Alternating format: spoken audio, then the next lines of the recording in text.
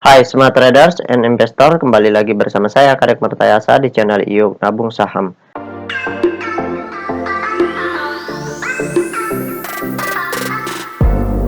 Nah, di episode kali ini kita akan membahas salah satu perusahaan yang direquest oleh Muhid Dien, kode sahamnya CMPP, nama perusahaannya yaitu PT Air Asia Indonesia Tbk.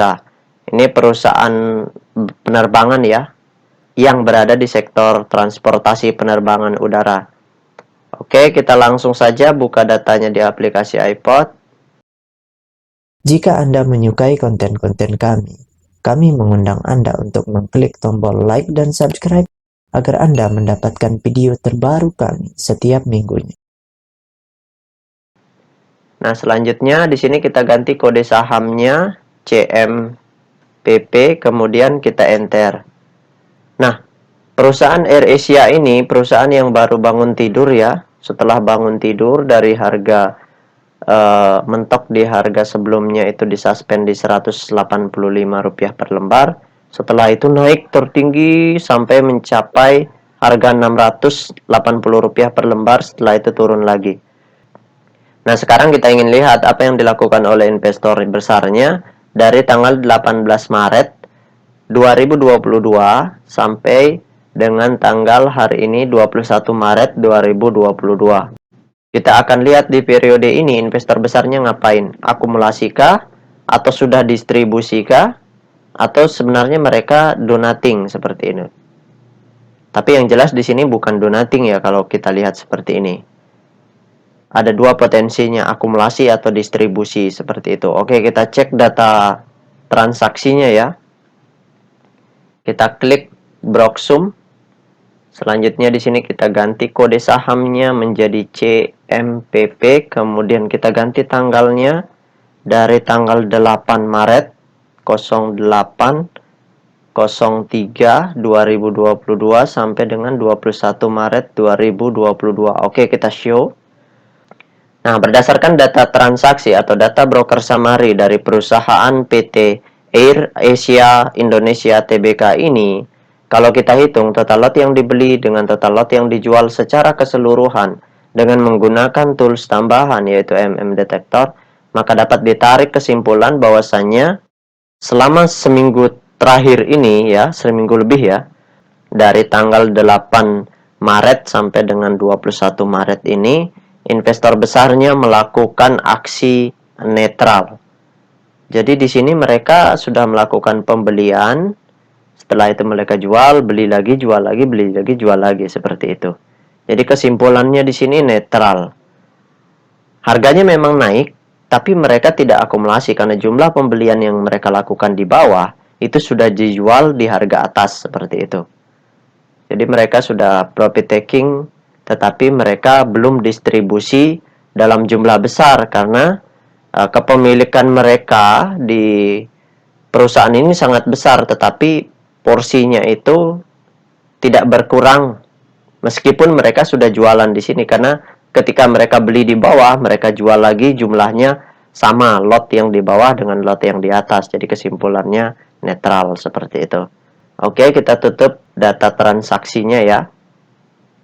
Nah, selanjutnya bagi teman-teman investor, perusahaan ini di-request oleh Mufid Dien. Dia bertanya kenapa perusahaannya rugi terus tetapi harga sahamnya bisa naik seperti itu. Kenapa naik terus? Ya itulah hukum kebebasan investor besar untuk memarkup harga. Karena di sini kalau kita lihat indikasinya itu pasti potensi terbesarnya adalah investor besarnya menguasai supply atau memiliki porsi kepemilikan yang sangat besar. Tapi nanti sebentar kita cek ya. Nah, jadi bagi teman-teman investor yang ingin bertanya atau ingin request ya seputar apakah perusahaannya sedang diakumulasi atau didistribusi, silakan komen di kolom komentar. Untuk perusahaan-perusahaan yang sudah pernah di-request oleh investor lain dan datanya telah saya publikasi ke channel ini, silahkan bergabung di channel Telegram kami, nanti bisa ditanyakan di sana. Gitu. Karena perusahaan-perusahaan yang sudah pernah di-request saya nggak akan buatkan videonya sebelum terjadi perubahan peta kepemilikan dalam porsi yang besar seperti itu. Nah, selanjutnya kita cek data peta kepemilikannya. Nah, berdasarkan hasil riset yang saya lakukan dengan mengumpulkan data-data dari SRO Bursa Efek Indonesia dan data-data dari sekuritas, maka dapat ditarik kesimpulan bahwasannya perusahaan PT Air Asia Indonesia Tbk ini 100% sahamnya telah dicetak dalam bentuk scriptless. Nah, dari 100% saham yang beredar di publik, kepemilikan investor besarnya di sini kategorinya sangat besar sekali, yaitu 92,4%. Nah, seperti yang saya katakan tadi, di sini indikasinya kepemilikan investor besarnya di sini sangat besar. Dan ternyata benar adanya, sehingga wajar harga sahamnya bisa naik tinggi seperti itu. Jadi pertanyaan, kenapa harga sahamnya bisa naik? Ya karena investor besarnya yang menguasai supply melakukan pembelian kembali seperti itu. Jadi mereka yang markup seperti itu.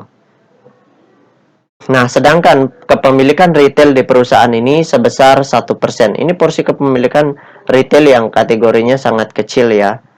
Nah, di sisi lain, sisanya itu dimiliki oleh investor asing maupun investor lokal individual yang kepemilikannya di bawah 5% seperti itu. Nah, itu saja yang dapat saya sharingkan untuk Mufid Dien. Nah, bagi teman-teman investor, sekali lagi, jika ada yang ingin ditanyakan atau ada yang ingin di-request, silahkan komen di kolom komentar. Sedangkan untuk perusahaan-perusahaan yang sudah pernah saya request dan ingin diketahui apakah investor besarnya akumulasi maupun distribusi di perdagangan-perdagangan selanjutnya, maka silahkan bergabung di channel Telegram kami. Nanti saya akan bahas apakah investor besarnya sedang akumulasi atau distribusi di channel Telegram saja, seperti itu. Dan nanti ketika perusahaannya mengalami perubahan peta kepemilikan yang sangat signifikan, barulah perusahaan itu akan saya bahas kembali. Seperti itu. Nah, baik teman-teman investor, see you next time. Salam cuan selalu.